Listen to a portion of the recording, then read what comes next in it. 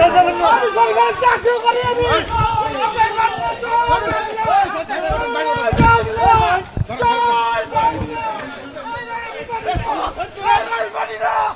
আমি সরকারের চাকরি করি আমি। আমি সরকারের গোলাম। আমি সরকারের গোলাম। আমি চাকরি করি। আমি কারো গোলাম না। আমি সরকারের গোলাম করছি আমি। আমি সরকারের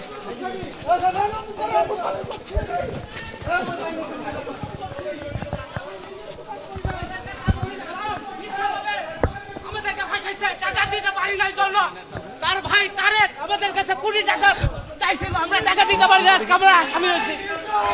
আমরা আমাদের দোষ আমরা